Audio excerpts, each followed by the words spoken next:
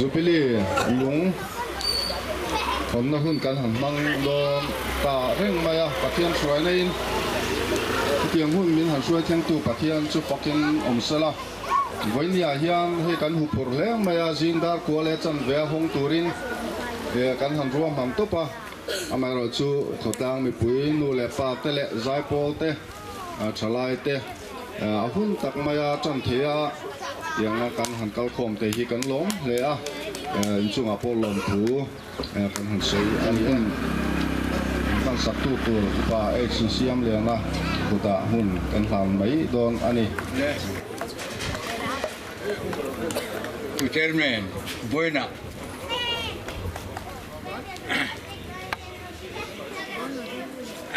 pui mo tu kan ma ba ka lên chốt thầy từ lúc Pathian về na changa YMA Golden Jubilee cùng sawm na lawm thei tu ra với na local zong te a local thei lo te pawh te ber sang lian ber thingin Pathian hnenah ka hla na lawmthu ka soya với hi kan bu sai na tu ra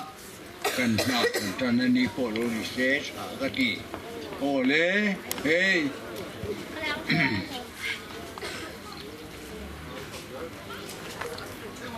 với na YMA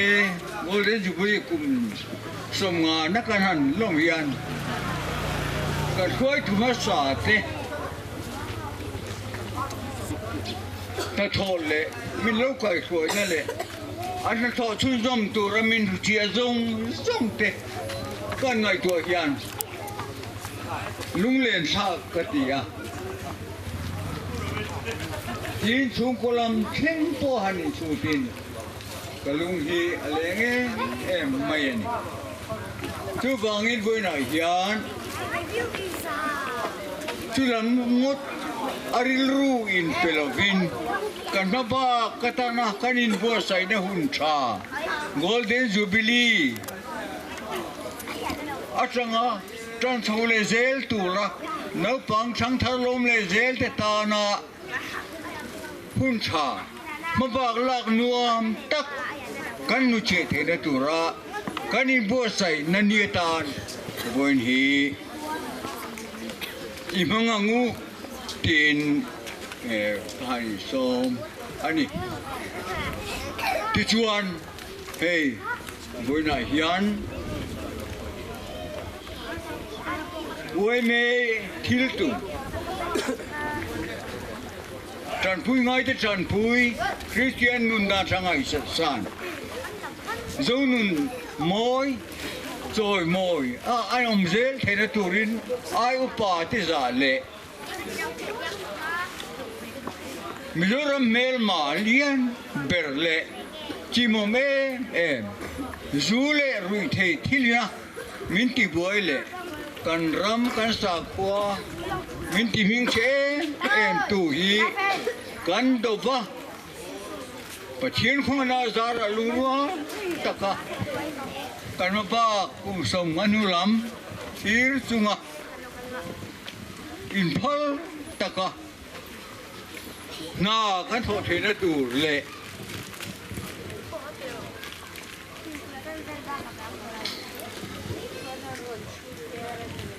du lệ rồi thầy thế na minti buổi nó cũng răng te alo re na tu lệ adin tu với mình tu tên an lâu đủ thứ sàm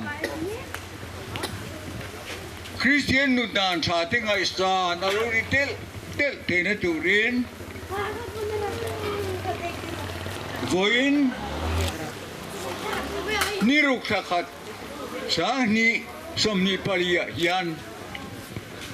YMA Golden Jubilee Lungphun Sawm taka di bola hong tu te chanem nga taka in thole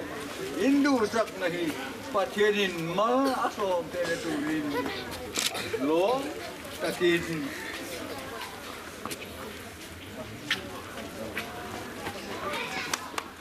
rawh takin ko hawng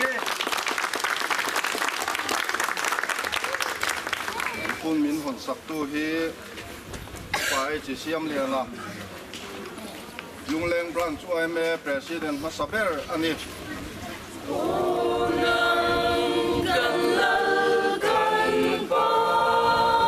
Pathian ropui